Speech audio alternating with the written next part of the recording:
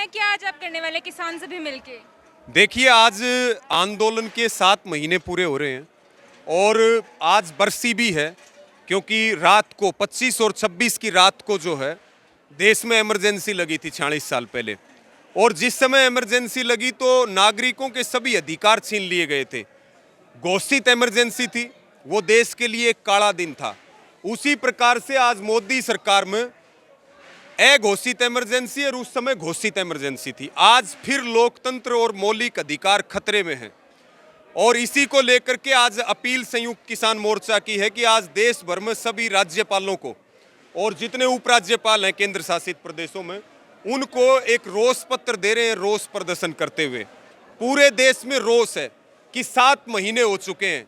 जो आंदोलन कानूनों की वापसी को लेकर के शुरू हुआ था, अब वो एक जन आंदोलन बन गया, अब वो एक लोकतंत्र को बचाने का आंदोलन बन गया और अब वो संविधान की रक्षा का भी आंदोलन बन चुका है। तो आज यहाँ हरियाणा में नाडा साहिब गुरुद्वारे में आप देख रहे हैं हजारों हजार हरियाणा के कोने कोने से माताएं बहनें भी बहुत बड़ी संख्या में आ रही, शांतिपूर्ण तरीके से प्रदर्शन करते हुए रोष पत्र दे रहे। मांग एक ही है कि सरकार हमारी बात नहीं सुन रही। हम शांतिपूर्ण तरीके से दुनिया का सबसे बड़ा आंदोलन आज तक का चला रहे, लेकिन मोदी सरकार आंदोलनकारियों को सुनने की बजाय उनको कुचलने का काम कर रही है। परसों प्रधानमंत्री जी कह रहे थे, बोला मैं दिल्ली की दूरी और दिलों की दूरी दूर करना चाहता हूं, लेकिन लाखों किसान जो 7 महीने से बॉर्डरों पर बैठे, प्रधानमंत्री जी को जवाब देना चाहिए कि दिल्ली की जो उनके दिलों से दूरी है वो कब खत्म होने वाली है। एक फोन कॉल की दूरी आज तक वो खत्म नहीं कर सके। तो हमारी आज यही मांग है कि 3 कानूनों की वापसी हो, एमएसपी का कानून मिले, किसान की सह सम्मान अपने घर वापसी हो और राष्ट्रपति इसमें दखल दें, क्योंकि वो संवैधानिक पद के मुखिया हैं। इतनी भारी संख्या में आज किसान मौजूद हैं, तो क्या मांग पूरी होगी, क्या लगता है आपको? देखिए, आंदोलन स्टेप वाइज चल रहा है, आंदोलन लंबा चल रहा है और लंबा आगे चलेगा।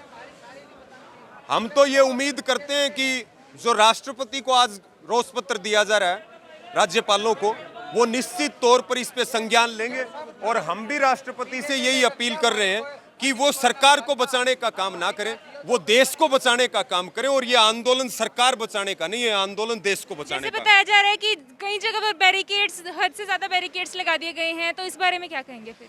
देखिए, वो काम है, अंग्रेजों की सरकार में भी यही हुआ करता था, जो बोले उसको जेलों में बंद कर दो, लाठी डंडे मारो। उसी प्रकार से आज 75 साल बाद भी यही हालात हैं। हम ना मुकदमों से डरने वाले हैं, ना बैरिकेटिंग से डरने वाले हैं, ना जेलों से डरने वाले हैं, ना लाठी डंडे और गोलियों से डरने वाले हैं। आज का प्रदर्शन पूर्णतः शांतिपूर्ण रहेगा। हमारा मुद्दा जो चिट्ठी है, सड़कों पे उतर करके देश में लाखों करोड़ों लोग ये दिखाने वाले हैं कि ये आंदोलन सब जातियों का, सब धर्मों का, सब प्रदेशों का है और सरकार हमारी बात सुन ले। नहीं तो आंदोलन तो चलेगा, लेकिन 2024 में मोदी सरकार और हरियाणा में खट्टर सरकार मिलने वाली नहीं है।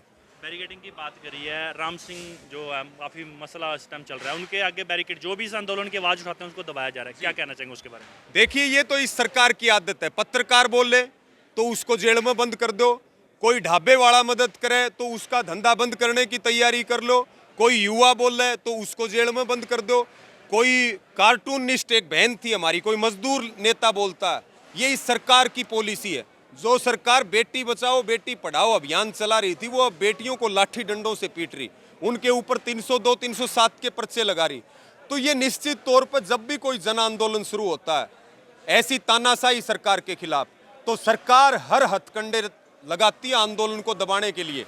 लेकिन इन सरकारों को मुगलों से, अंग्रेजों से और पिछले 75 साल में जो अलग अलग सरकारों का तख्ता पलट हुआ है, मोदी जी को, बीजेपी और आरएसएस को उनका इतिहास पढ़ लेना चाहिए।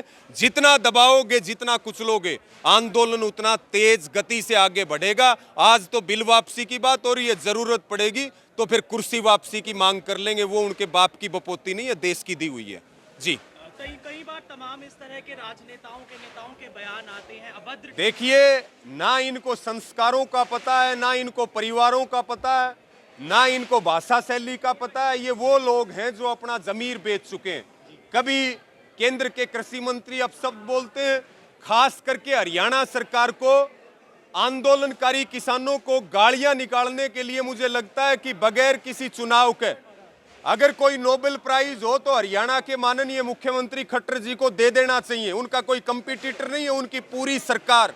कभी दुष्यंत चौटाला जी कहते हैं कि ये बेरोजगारों का आंदोलन है, कभी खट्टर जी कहते हैं कि ये चंद लोगों का आंदोलन है, कभी दूसरे प्रदेश अध्यक्ष कहते हैं कि तो राजनीति वालों का आंदोलन है। इसलिए हम कह रहे कि अपना चुपचाप राज चला लो, थोड़ा टाइम बच रहा, सुख शांति से काट लो, नहीं तो फिर जड़े पर नमक छिड़का तो फिर हम भी जो है गंभीरता से और ज्यादा ताकत के साथ काम करने वाले।